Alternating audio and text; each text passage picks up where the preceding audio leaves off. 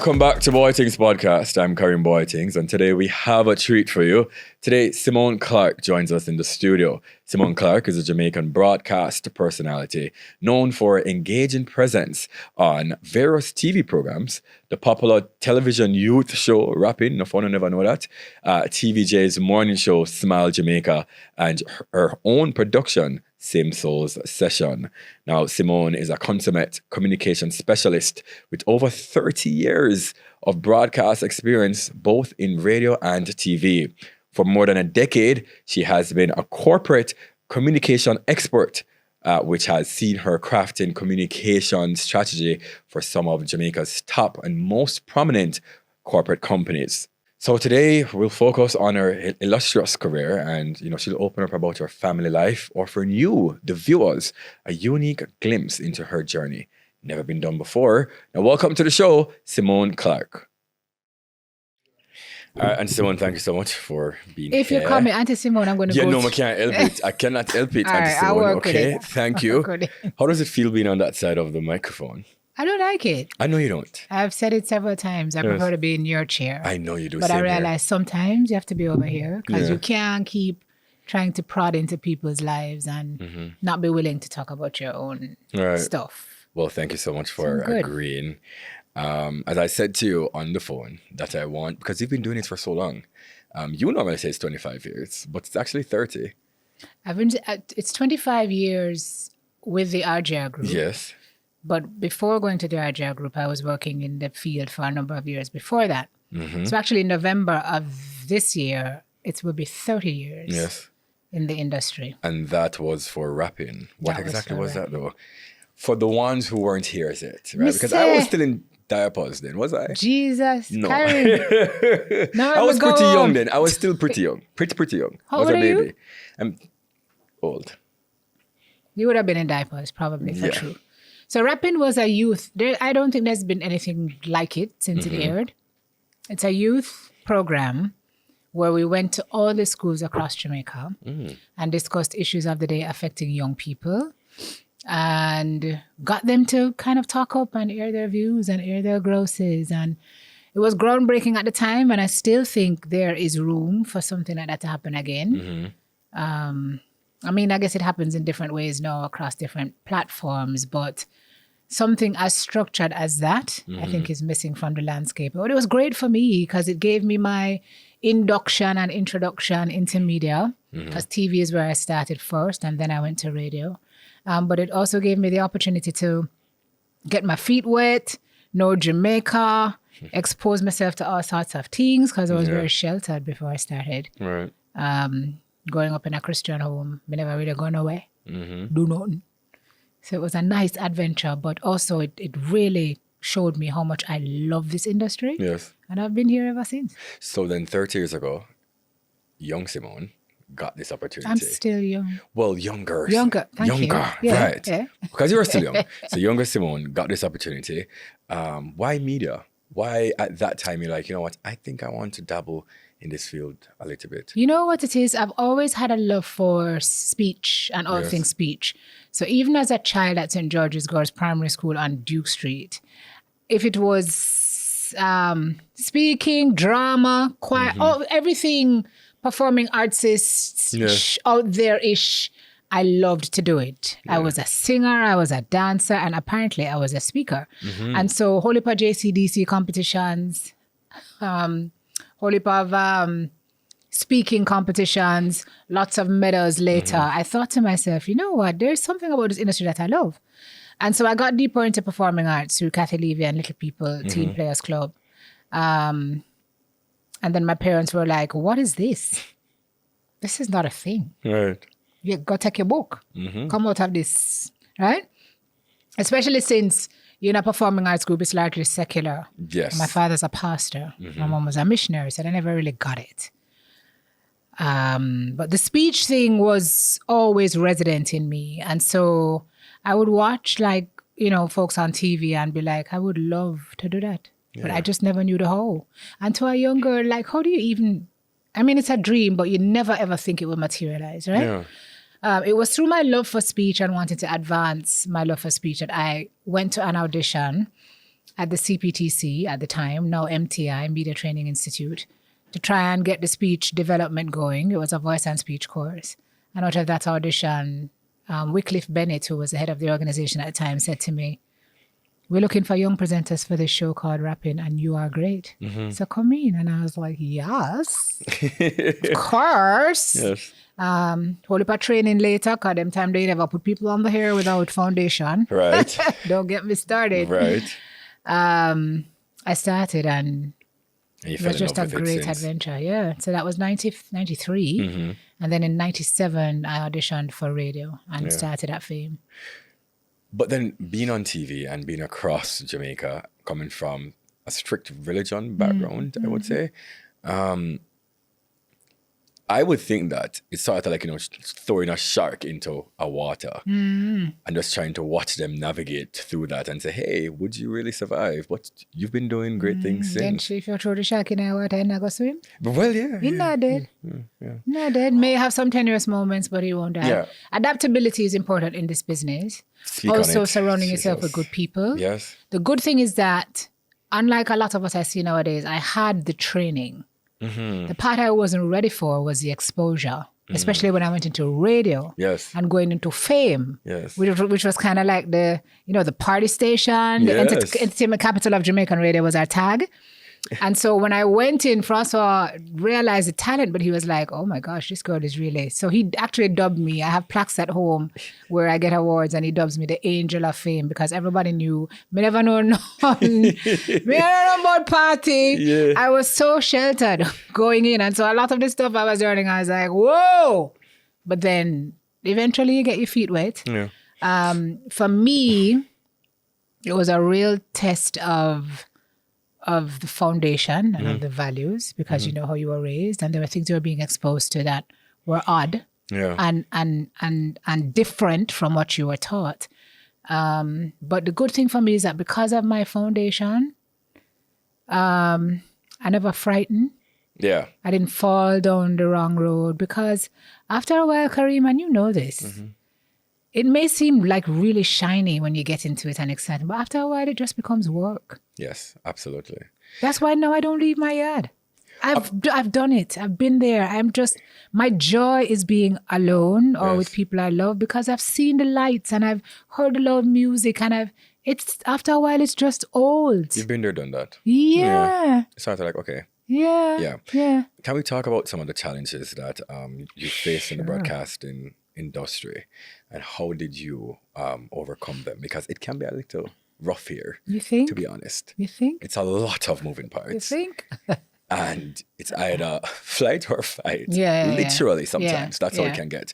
Yeah. How have you overcome all of those in the past and still standing strong today and very, very relevant and still going? Oh, thank you. Yeah. The antidote to what we face in this industry is building your core values and having a broad back. Sacrifice is also a key component. Getting used to the fact that when you're trying to build yourself in the industry and establish yourself, it means that you're going to have to give up certain things. Holidays are not a thing. Yeah, true. Birthdays are not a thing. Absolutely not. Days off are not a thing. Your loved ones dying and you being affected are not a thing. Yeah. Because, and that's why people who have a background in drama do so well in this business. A lot of this, Kareem, as you know, is showing up when you don't want to be there. Yeah. Like that's why I have such a passion for radio, and I long to get back into radio. Because there were days when I was reading newscasts and back announcing songs when tears were running down my face and nobody knew, because the smile was always in my voice. Right. Because hurt and pain is something you process privately. But when you go on air, many of those Smile Jamaica mornings during maybe 90, I can't timestamp it, no, 90, 2017-ish to 2020-ish was the worst time in my life. And I showed up every morning smiling. Yeah. So Nobody in those knew. 3 years, what Simone behind the scenes or in private was going through? Divorce. Yeah. The realization of a failed marriage. The realization of a young child that had to be raised. The realization of a decision that had to be made, because if it were not, I would not be here today. I'm not asking anybody any questions. It was either do or die. Like Yeah. I was on the brink of insanity. I was my stress was manifesting physically, so I was physically ill. I had dropped about 20 pounds, and people were like, "Oh, you look so good. You've never looked so good in your life. What are you doing? Right. Like, hello? What is your secret?" It's just stress. Oh, Yeah. I'm dying. Right. Yeah. Rough. But also that's when I learned that if God takes you through it, He's going to bring you through it. That's why I tell people now, say, anything you're going through at this point, then I've told you, Yeah. it's a thing for now. You're going to feel through it and it's going to hurt you, but there's you get to the other side. It's just how you get there. Okay. And I'm going to kind of talk about, family later on in the show, but back to broadcasting. Can you pinpoint a memorable moment where you're just like, wow, I really love doing this. Something that stands out in your mind right now. Or the first thing that comes to your mind. The first thing, you know what's sad? The first thing that comes to my mind is actually negative. Wow. Do you want to The share? one thing that stands out in my mind is actually negative. And what is that? That is the first time I went on air for radio, and somebody called me and said, "Why you chat so much? Nobody don't want to hear you. We want to hear the music." Yeah. And then the next day, somebody called Rosamund Brown, who was my boss at the time, who's not cool, pick up you, Rosamundo, and said, why is that girl on the radio? She doesn't belong on the radio. I also remember my first audition before getting to fame, where the head of that organization said to me, "You might want to consider a different field. I don't think this is a field for Really? you." You see, all these negative things are coming up. And then I remember,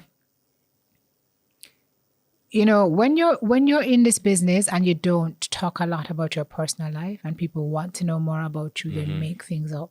Yeah. That's something I couldn't understand, Kareem, how Yes. people would just build stories. And they Oh, can seem so believable though. I can Like, tell you that. like Because a sometimes script. I'm reading some things about me That may and I tell have to you. now wonder, wait, so I want me to do this again? Because I would now Kareem. I am now starting to believe these stories. Kareem, there was one story in particular in what was the X News at the time that spoke to the girl at Fame who always wears her hair in one. Hello. 30 years later, Yeah. who was caught. I don't want to say it. It was a terrible story.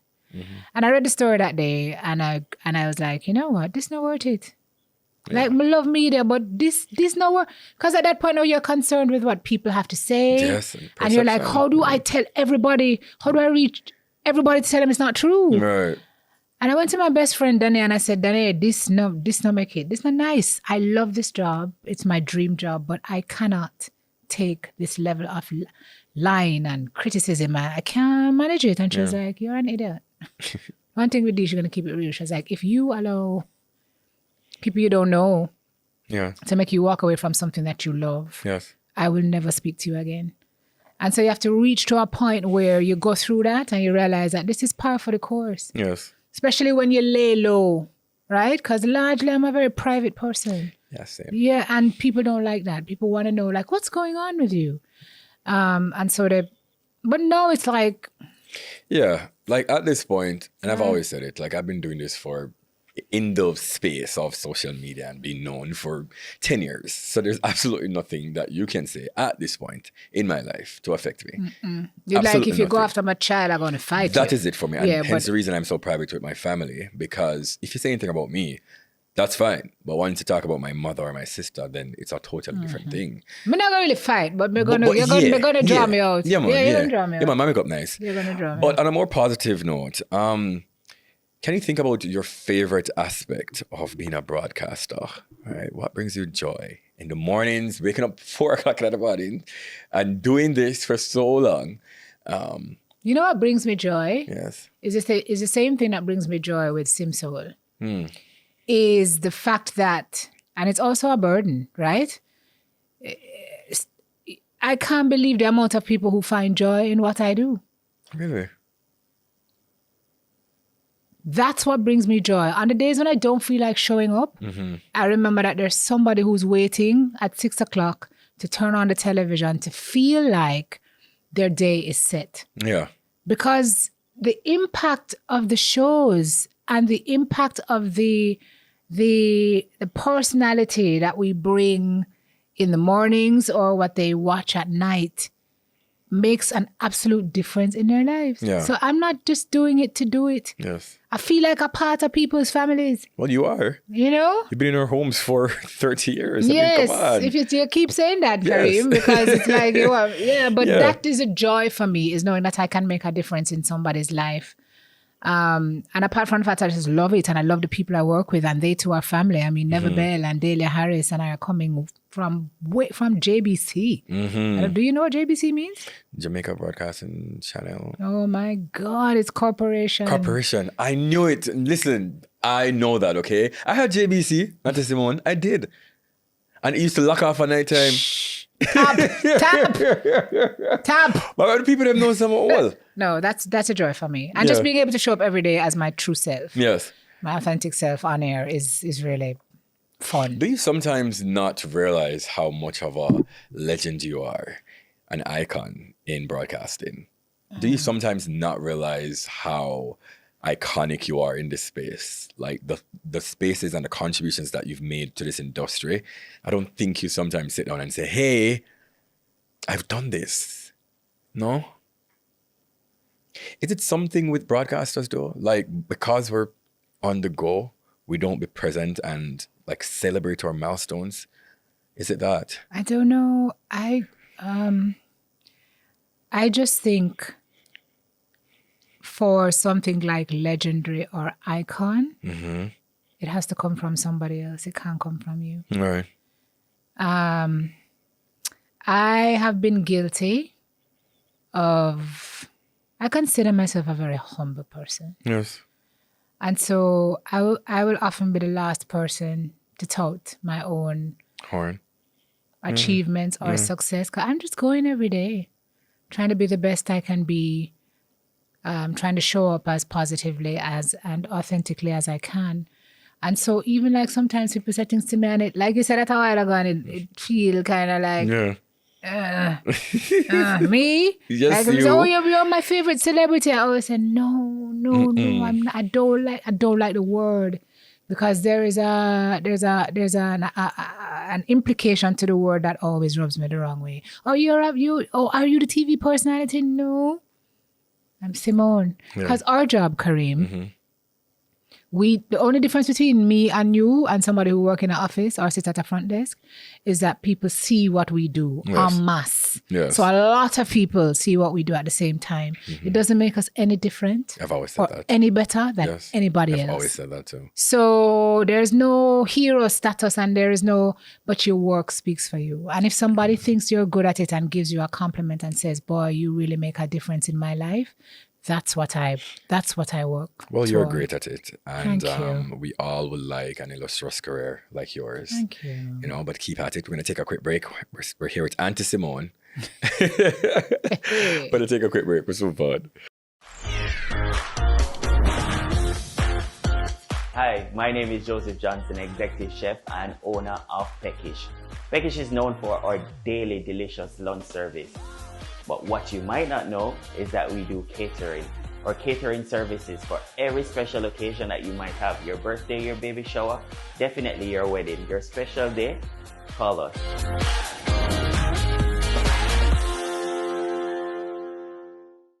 All right, welcome back.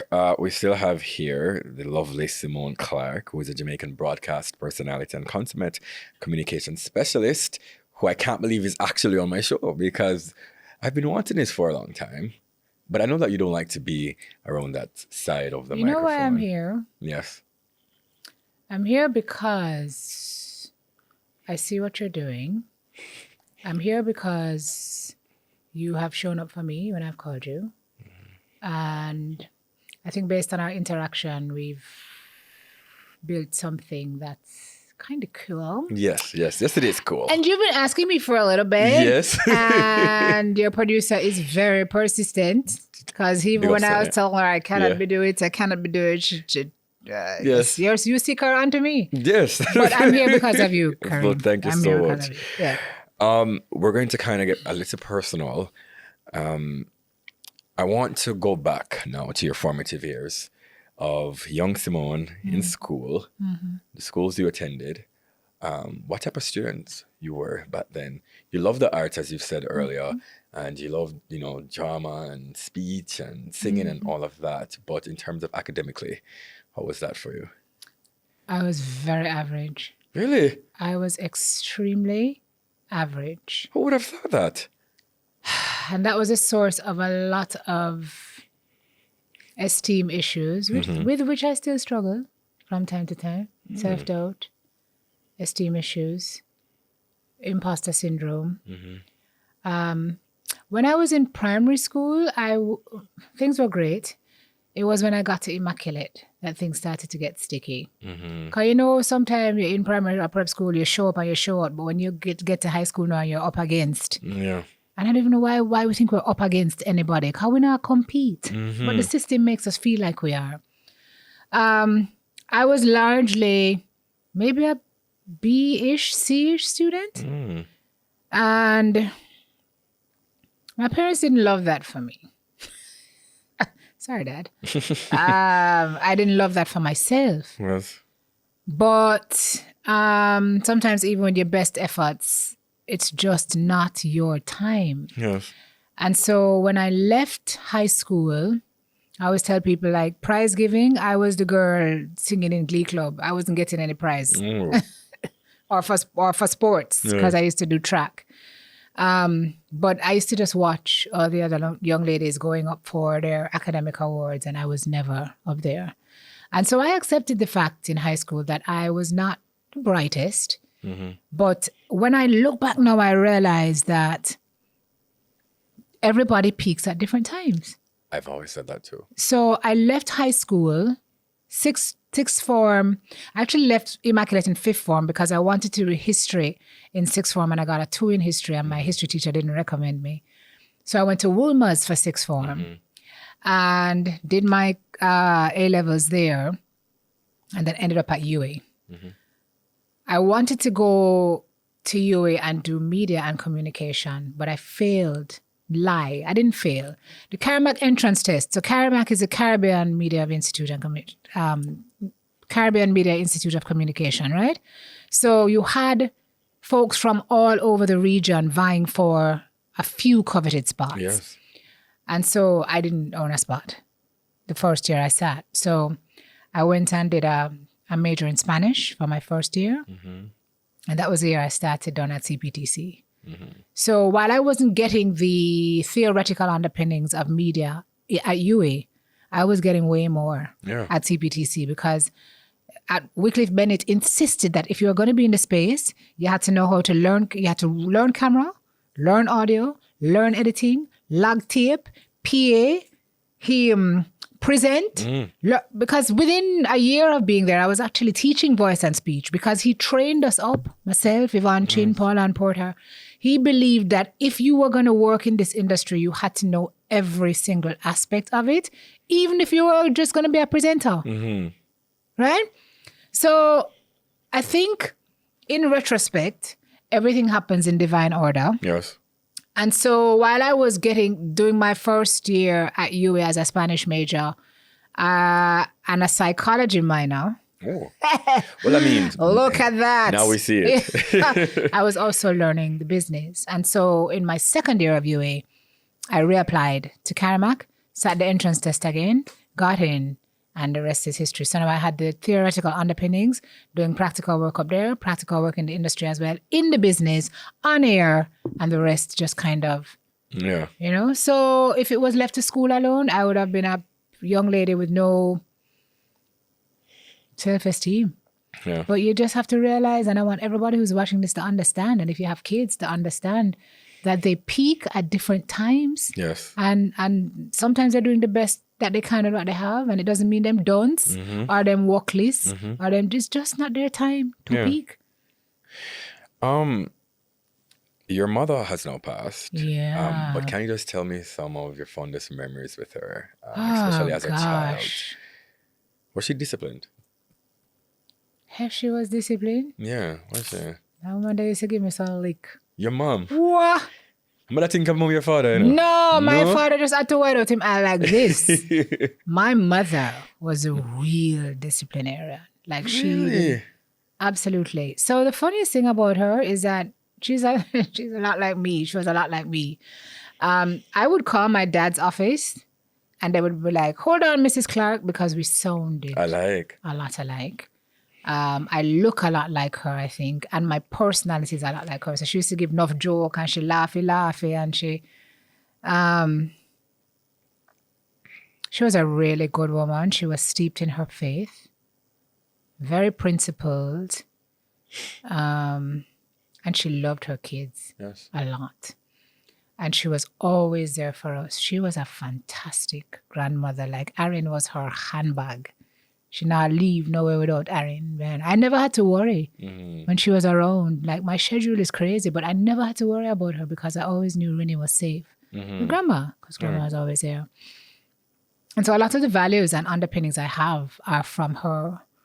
A lot of my faith is from what she imparted, both herself and Dad. But she was just an amazing, amazing, amazing woman. How did you deal with her passing? Because it is so hard to lose a parent. And I was saying this to you, that it's the worst thing that have ever happened to me in my entire life. There's no manual to grief and grieving. There's absolutely none. You can be perfectly fine just this second. And 2 minutes after, and it's just been a year for me, but it is so hard. Comes in waves. Yeah. And there is no just in front of anything. It's not just been a year. One day it's gonna just be 30 years and it's gonna feel the same. My mom died in March of 2021. And some days I forget it's not yesterday. Yeah. And her death for me is compounded by the fact that it happened so fast, which you can also understand. Yeah. She got sick. She got COVID. And within 3 weeks, she was gone. I did not get to see her because she was in hospital at the time when the hospitals were crowded. Right. I couldn't go. Yeah. She died by herself, essentially. I don't talk about it a lot, Kareem, but one of the memories I have is because she lives pretty close to me. We're like two complexes apart. And the day I realized I had to get her to hospital. After wrestling with it for so long, because I knew what was happening in the hospitals, I got the ambulance and called the ambulance, and the ambulance went for her. And one of the memories that I cannot erase is being in my kitchen, having called her to say, okay, you're going to go to the hospital. Just go and let them take care of you. Everything's going to be fine. And the last thing I remember of that day is hearing the ambulance. Because, once they have the person in the ambulance, they have to turn on the sirens. Right. And the last thing I remember is hearing the sirens leave the complex, because I could hear, because there are just two complexes up. And I sat on my kitchen floor and I just wept. Because I didn't know, I like to be in control of things, and I realized I had absolutely no control. I didn't know what was going to happen next. I couldn't be there in the way I wanted to. Here she is going to the hospital. I can't go to the hospital to visit her. I mean, it was the worst feeling ever. And just the notion of her being there, not being able to be in constant touch with her, being able to touch bases with her for the first few days and then not being able to hear from her in the days after that and trying to figure out what the hell is happening until you realize that it's not ending the way you want it to end. So what I try to do now is I try to frame it. You know, when I think about what a gutting loss it was for all of us, when I look at my dad, who, you know, we buried her on their anniversary, because they would have celebrated 50 years that year. So like 2 weeks after she passed, my dad insisted. We said, till death, right? Mm-hmm. And so we're going to bury her on that day. I just think about what a joy she was. And because my whole life now is about perspective. Like when something happens in my life and I'm like, why is this happening? I don't go, oh God, why is this happening to me? I seriously stop and I say, okay, why is this happening in so much as, what is the lesson? Yeah. What can I take from this? Yes. How can it help me with the next thing? Because if you don't think like that, you will lose your mind, right? Yes. So my key takeaway is, Mom was here for a time. She gave me all the tools I needed to be able to navigate my life successfully. Yes. She gave me all the tools I needed to be a great mother to my child. She was there for Erin in her formative foundational years. Erin remembers her grandma. Mm-hmm. Now when we talk about grandma, we laugh. Remember when grandma did this? I remember when grandma said that, or grandma would do this, or grandma would say that. And so what I'm grateful for is the years we had, and not the years we lost. Yes. Because if I don't look at it like that, right? Yeah.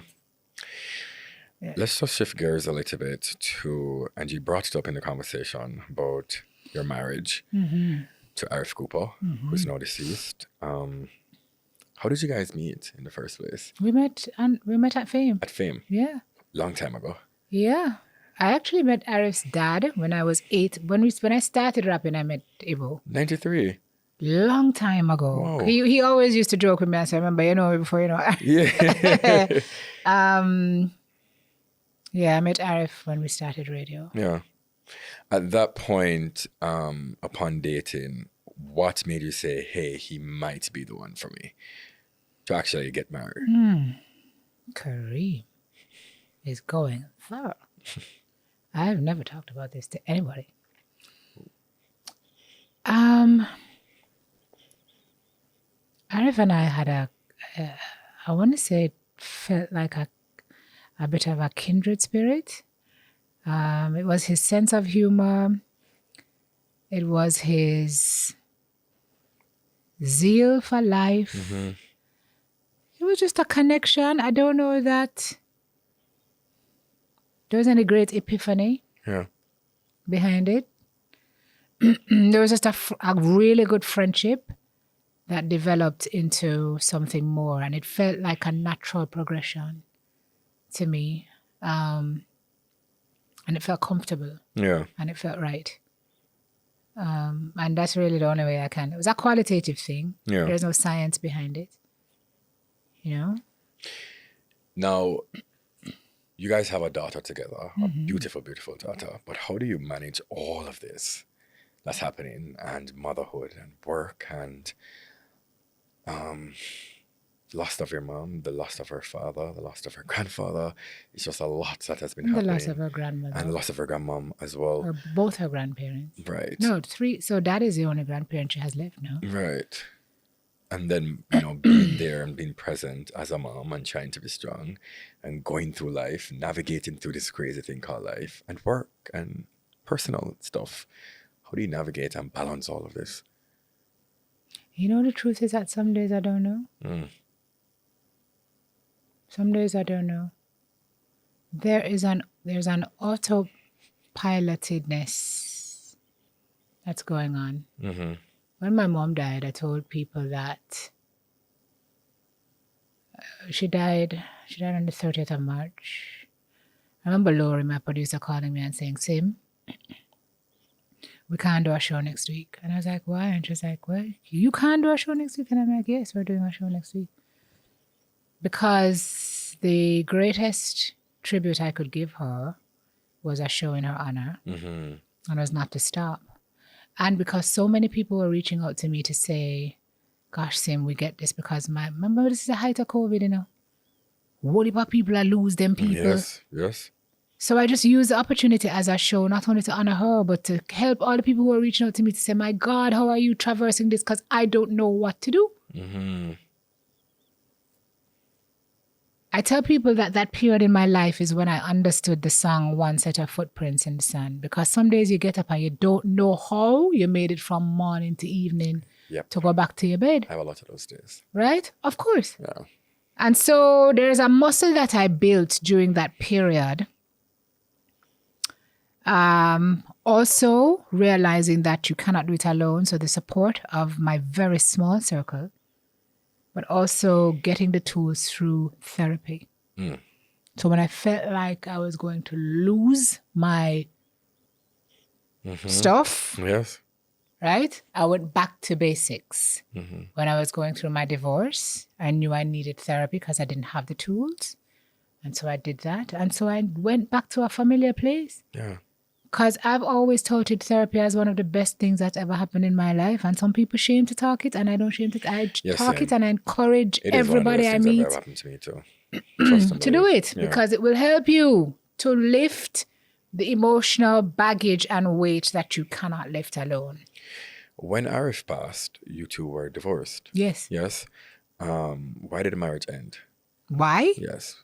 Is it a series of things? There's never any one thing that destroys a marriage. Sometimes people grow apart. Sometimes they say people don't change, but sometimes I feel people change. I won't go into like details of it because I still think that even in sharing, you have to have boundaries. Yes. Well, we just got to a point where we realized I just got to a point where I realized it was not healthy anymore emotionally. I could not be my best self in a situation that was souring. It was affecting my ability to function. It was affecting my physical health. And I realized that in order to be my best self for Aaron, I could not be in that situation anymore. And it's a difficult decision that you take years to get to, Kareem, especially when you have a child, because oftentimes people stay in bad situations because of the children. Right. But what you're doing is you're actually not helping the child, and the children sense. They sense and they see. They can. They're very intuitive. They do. And so what... I got to a point where I realized the best thing I could do for her was to show her what a healthy version of love looked like. Yes. And she was not seeing it in the situation that I was in. How was she coping? So I had to. With the loss of her father. She is the most amazing child I have ever met. And maybe I'm biased. I am biased. Yeah. But Aaron is so strong that most days, Kareem, she's the one that's carrying me. Yes. Wow. Mommy, are you okay? Yeah. Why do you look like that today? Do you want to talk about it? Yeah. Is there anything I can do? She's so smart. Do you need a hug? Yeah. She's amazing. And so she's not good with grief. She's a very happy child. So she doesn't wallow, or I will call her and say, what are you feeling now? Are you okay? My mom is here if you need to talk about anything. But in the middle of everything, Kareem, she's thriving. Yeah. She's thriving. I don't know if she channels it into dance or she... More than likely she does. Yeah. So that's her outlet. More than likely. Yeah, man. She dances like... She's a big dancer. Yes. Her dream is to own a dance academy, so I'm just trying to push her in that direction. Yes. But that's her outlet. And so I try to put her into things that will take her mind, occupy her mind, not take her mind off it, because you don't ever. It. Yeah, she writes a lot. She draws a lot. She's very artistic, just like her dad was. There's music in her blood, just like I guess that's coming on from her Grandpa Ibo's legacy. But she's doing really, really well. Yes. Well, I love to hear it. Well, we're going to take a quick break. More when we return.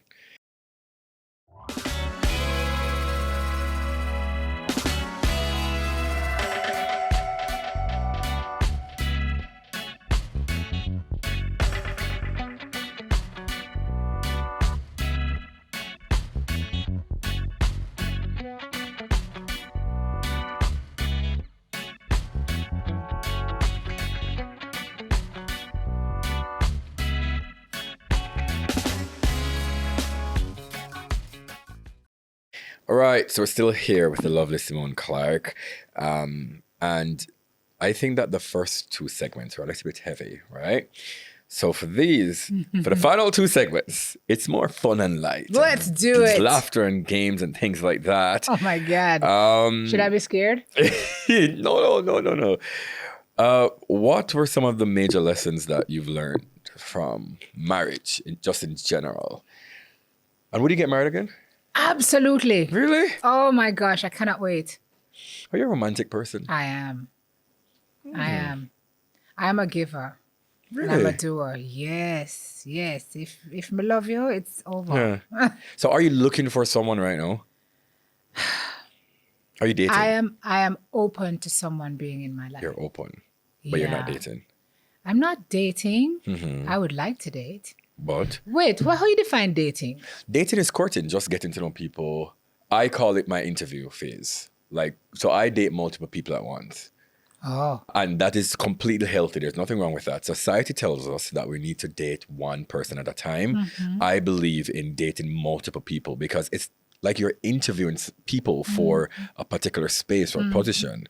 And then you narrow down that list as you go. So if it's worth, say, for instance, 5 people and you're dating, just getting to know, nothing intimate.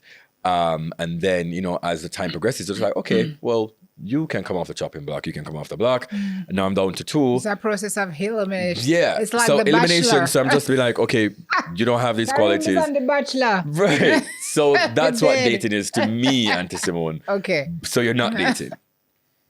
I am not dating. Okay. Do I see my eye on somebody? Maybe. Oh, That's your okay. only scoop for today. Would your daughter and father vet these people or the Of next course. person? Of course. Yeah? Of course.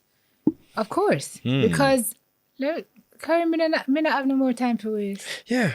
I really don't. Yeah. And so anybody who I bring into my life at this point is somebody who I am seeing a future, some sort of future with. Yes. Because also, I'm not going to expose multiple people to Aaron. Yes. Obviously not. No. If you come into my space, it has to sit well with her. Yes. And she has a very intuitive spirit. She's like her mother. So she's going to tell me, like, Mommy, I don't know. Yeah. Or, Mommy, I like X. Yes. My dad, for sure, has to approve. And dad also, too, has a very discerning spirit. Ooh. So he will know. And trust me, I know who they would both Like. like. Yeah. And so, that would be, that person would have to fit that criteria before I say, okay. Would you date a younger guy, and how young would you go? I would, Yeah. I would. Okay. Say, Like some 30? don't feel old. 30? But you don't look old, Auntie Simone. You really don't. Me don't old. No. I don't know. I don't feel, as a matter of fact, Karim, I feel younger in my spirit now Yeah. Then than I did 10 years ago. I love that for you. Honestly. That's inner peace, Honestly, It is. that's growth. That's peace. That's having been through lessons I know you can weather. Pardon the pun, sir.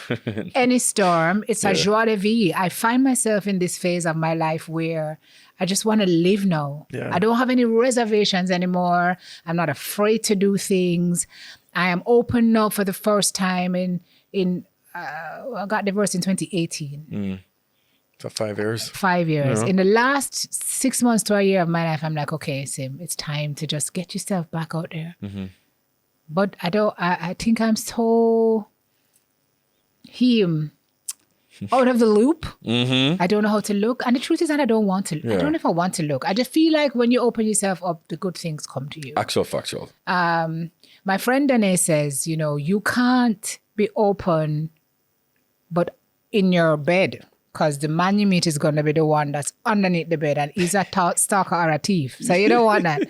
So you have to get yourself out there. But I'm not even sure what out there looks like anymore. It's murky, dirty. Oh, man. And I'm so like swimming dirty pool. I'm going to have sign out someone like out there. So I'm going to come out there and just stay away there. Same. Yeah. Infection regular. The allergies would have start flare up. No. But I just feel like once your mindset changes and you allow yourself to be in a space where you can say, you know, I think now is a good time, then the good things happen to you. Okay, let me not ask that one yet. One of my viewers actually asked me to ask you if you would give Neville a chance. Let me just say though, right? That was it Neville who asked you to ask that? You can come outside now, Neville. Oh my gosh. Would you though? No. Okay. Well, it's a no. Because Nev and I have a different kind of relationship. Yes. And I think half of Jamaica or more thinks that we ought to get married. Yes. Or be together. Yes.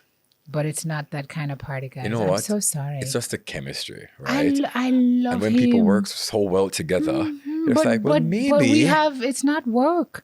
Nev and I have been friends for almost as long as I've been in this industry. Well, then, you might never know. So why we don't marry Dela then? Because it's the same thing. Come on, people. Well, maybe you can just marry both. I don't know. Anyways. No, okay, that was a joke. Yes, so please. I don't want to hear tomorrow that me and Dela, it's not a thing. You know what I mean? No. Yeah. What are some of your deal breakers in a relationship? Deal breakers? Mm-hmm. I don't... Okay. Gosh, don't get me... If you like to share... I don't interest. Okay. Yeah. Yeah. Yeah. If it's me, it's me. Yeah. I don't into any open. Nothing. Oh, let's have a understand. No. Negatory. Nope. Nerp. Not gonna happen. Nada. I only have eyes for you. And you alone. 1. 2. You've got to be thoughtful and kind. Okay. Thoughtful and kind. 3. You've got to be considerate. I didn't realize how much value I placed on consideration until the other day. Okay. Because you can be dating somebody and you're not considerate towards that person. That's true. I've got to be able to trust you. Got to be able to know you have my best interest at heart. I love somebody who spends time. I love somebody who remembers the little gestures that make me happy. I don't require a lot. I don't ask for a lot. I don't have lofty. I don't want to fly to Paris. I don't want to go to, I just want to. I can. I mean, I'm open to traveling now more than I was before because as I've told you, I feel like I have a newfound lease on life. But I just want somebody, Kareem, in whom I can be my natural, authentic skin. No pretense. No ears. I can fall apart. I can come together. I can laugh. That's a big thing for me. If you cannot make me laugh, it is an hard no. Yeah. But I'm not looking for anything I'm looking for a good, decent, ambitious, driven human being who is kind, who is sweet, who is thoughtful, who is funny. I don't know, is that too many things on the list? That's not. It is really not. With whom I can be myself. Yeah. That's not too much to ask for. Come on. I don't think so. Okay. Does that person exist? He must be. I'm right here. I exist, Auntie Simone. So there are more of me outside, okay? That's not weird at all. You know what? Let's run to the break, okay? We'll move forward. Let's go to the break. Yeah, no, it's a good time. Hey guys, it's Chavez Bridge and I'm here with some great news. The Ambassador Program is finally here. Go on the website, click Become an Ambassador and check out the requirements. Do you have what it takes to become an ambassador? Always wanted to work with the bridge, work with great products, share our platform, show us your talents. Check out how to become an ambassador on our website. I look forward to seeing you. Let's work.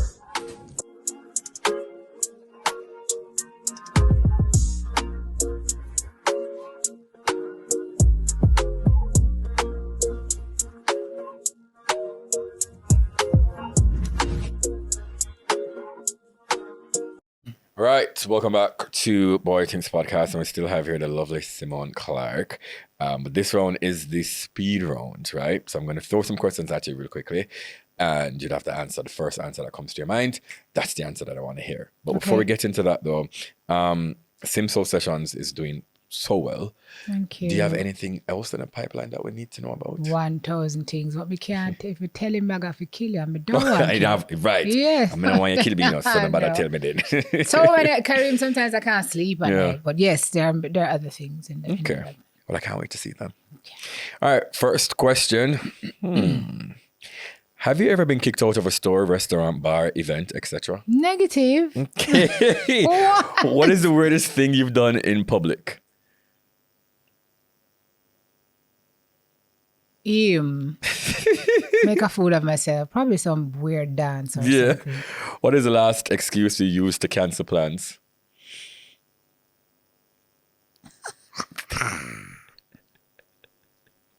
Me not tell you that then the person even knows them. Okay. What is the biggest mistake you've ever made at school or work? I don't make mistakes. You don't? Learning lessons. Okay, me too. Love that. What is the dirtiest area or room of your house? Dirty, probably. Not dirty, crowded. The closet. Your closet? Yeah, I need to declutter for sure. If someone went through your closet, what's the weirdest thing they'd find? Then I find nothing weird in there. And if they were to find something, I wouldn't tell you, would I? How many pairs of shoes do you have? I cannot count. Well, Enough. Enough. For a small nation. Which of your family members annoys you the most? None of them. Okay. Actually, I love them all. When is the last time you cried? Yesterday. Yeah, same, me too. When is the last time you made someone else cry? Was it me? It could have been you. It could have been you. Even though there was somebody after you because I shot that day. That did ball. Yeah. More than actually, me. everybody who was on. What is wrong with you guys? It's you. Everybody on the set that day cried. All of me? All of you. Because my friend called me and she told me such a ball. And the person after her too. Ball too. Jesus. Okay. If you could pick anyone in the world to be president, who would you choose? To be president? Yes. Barack again. Me too. Yeah. That's my favorite president. Yeah. What is the worst date you've ever been on? You know, I've never had a worst date because I don't go on dates with people who I don't feel like I should be on dates with. That is it. How many times do you wear jeans before you wash them? Jeez, crime. What is that question? Maybe jeans can wear, jeans for wear. No, jeans for wear. 3 times. 3 times, same. Or 2 for me, sometimes. Okay. Have you ever lied about your age? No. Besides your phone, what's the one item in your house you couldn't live without? Who tell you I can't live without my phone? Oh. I am the happiest when I'm without my phone. Oh, really? You're not tired for your phone, Karim? I am very Our tired. WhatsApp, or blow up our email, or can you do this? That's why it takes so long to respond to messages. Yeah. One thing I couldn't do without is my television. Really? That's my happy place. What do you watch? Mindless TV. Do you like reality TV? I do. Really? It depends though. So I watch a lot of the Netflix. I will watch a Love is Blind. Okay. I will watch a Too Hot to, even though Too Hot to Handle is ridiculous. But I'm a series girl, so Law and Order and have you seen Suits? I have not watched Suits I just yet. started actually, and Should I watch like it. You're gonna get annoyed at parts, but you can. Because how long before I can really get into it? The thing is, right on the first episode, really and truly. But for me, I hated it, like in the first couple of episodes. But I was just so Why did you drawn hate to it? Was it bad or was it the storyline? I just thought that it was kind of corny because I was just watching Scandal and How to Get Away with Murder. Oh. So I thought that it was something similar to that. Oh. But it's really not. I'm But gonna I'm watch on season watch the 7. first episode and No, I'm gonna man, tell you if you're me definitely okay. going to like it. Trust me. Alright, Yeah. What's the biggest fight you've ever been in with a friend? With a friend? Argument, disagreement. I honestly have never. Really? But it's because my friend circle. So my best friend I met when I was 4 years old, and she's still my best friend. My other best friend, Danae, I met when I went to Fame in '97. We are so brutally honest with each other, and we live so well that we don't fight about anything. We talk about tough things, but we don't have Fights. Okay. What is your go-to drink if you're at a bar or a restaurant? Merlot. I'm a red wine girl. Okay. Dry. I can see that. Full-bodied. Yes. I can see that. Yes. Well, Yes. see, wasn't that bad? No. No, it wasn't. I never thought it was going to be. Or else I wouldn't come here. Right. But thank you so much, Auntie Simone. You're so And welcome. as I've said to you a couple of days ago, that I look up to you sometimes for strength because you yourself has just gone through so much.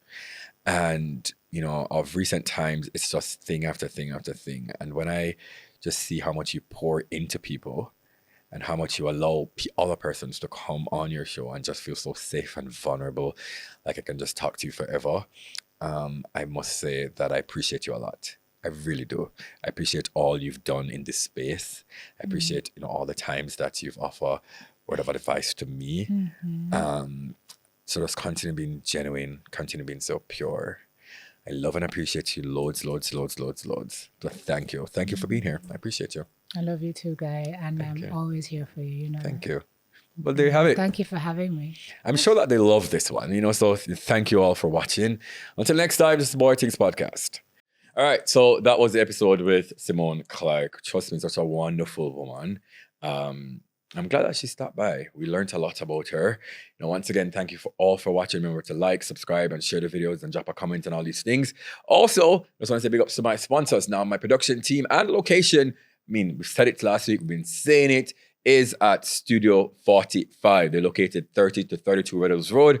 And it's unit number 45. Yeah, see, so all of the nice things and all of the nice something of the things. If you want to book, if you want to record, if you want to do anything at all, just, you know, link them up and tell them, say, Karim Boy, I think so. You may get a little discount. You understand?